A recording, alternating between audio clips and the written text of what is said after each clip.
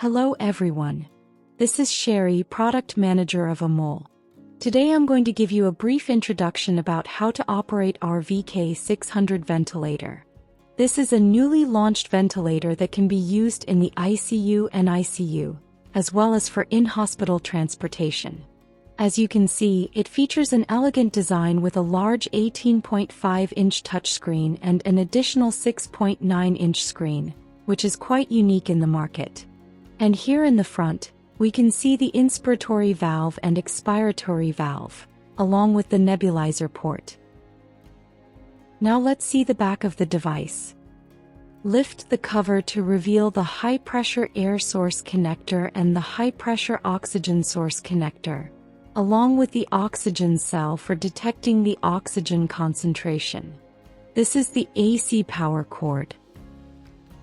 In this area, we can open the lid to access the filter as well as the battery socket. The battery can be installed here, supporting up to 2 batteries. Each battery can work for 150 minutes.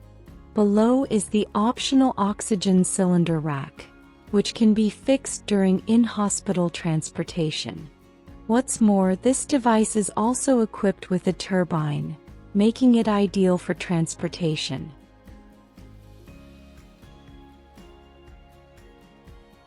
After we turn on the device, this is the main interface.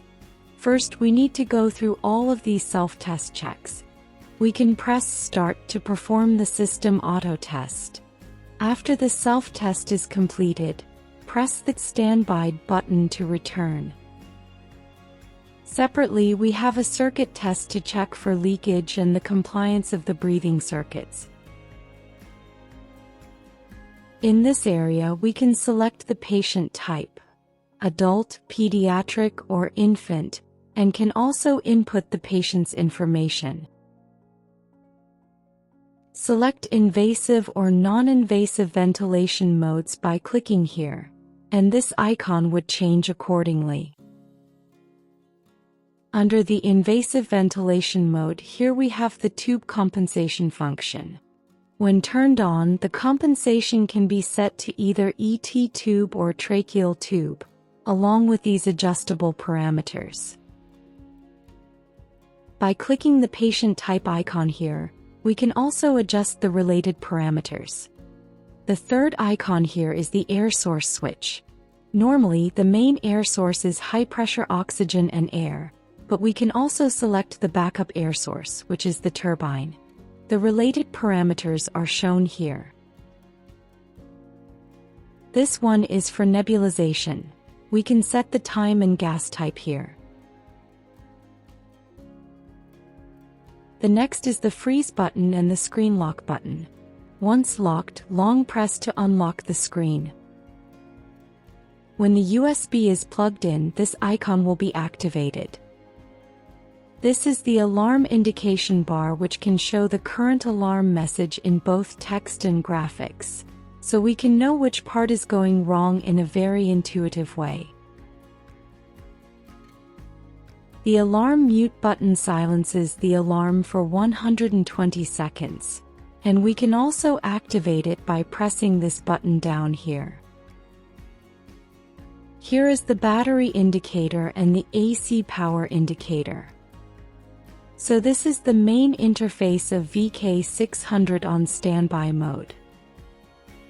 User who needs HFNC therapy can click here to enter this interface and set the parameters. To switch to other ventilation modes, we can go back to the main interface. Here we can select the desired ventilation mode, including all of these pressure-controlled and the volume-controlled ones, and set the ventilation parameters. Now we can start ventilation. As you can see in the main interface, here is the waveform display as well as the loop showing. And the mechanics refers to the dynamic lung, which vividly shows the lung's condition. The values displays all the monitoring parameters. On the left we have more options.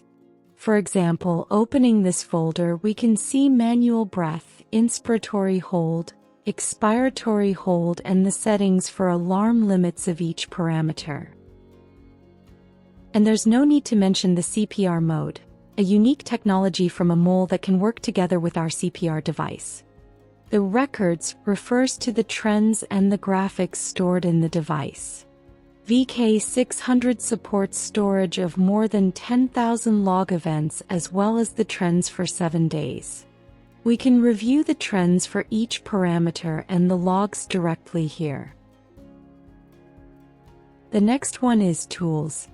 More advanced functions like nebulization, suction, SI, the stress index for lung recruitment, and the PV tools can be accessed here.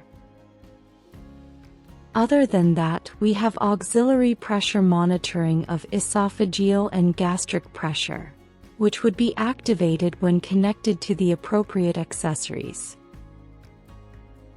SBT, the spontaneous breathing trial, assesses the patient's ability to breathe while receiving minimal or no ventilator support. All the parameters can be set here, and we can also review the historical data of the patient. The energy refers to the calculation of patient metabolism. Cuff management is also a very practical function in daily application. Once switched on, we can monitor or set the pressure values according to your needs. And the next one is the system. Our engineer can give you the password for later adjustment. About is where you can find the system's version as well as software version, and this is used when you need a system upgrade.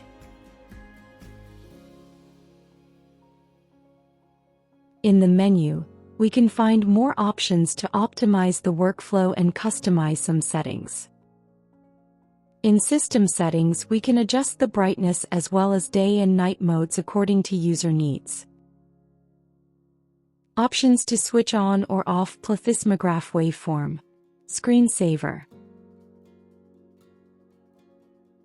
Here, the interface setting is where to select the content and style to show on the screen.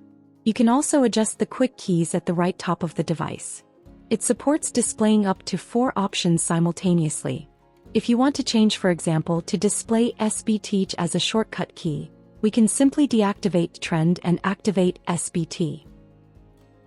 What's more, we can change the color display for different parameters as well as the system layout according to the user's preference. Patient information can be modified here. The small screen option is to set the parameters displayed on the small screen. All of these parameters can be set in the system and displayed here. Each of them can be changed according to the user's demand. In product design, we add many thoughtful details based on users' daily application habits, ensuring our products are simpler and more comfortable to use. Here we can take screenshots, and a long press of more than 2 seconds will start recording. When pressing again, we can save this video and then we can check it out in the media. This is where the images and videos have been saved.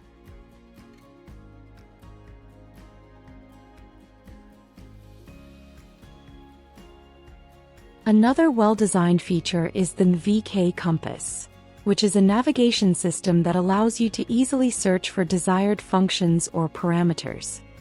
For example, if I want to measure the intrinsic PEEP, just enter the letter here and there will be search suggestions like the internet search engine. As you can see, it's straightforward to access the desired function. For VK600, we've received feedback from many doctors who have used this device. Even when they first started using it, they found no difficulty in locating all the functions and parameter settings.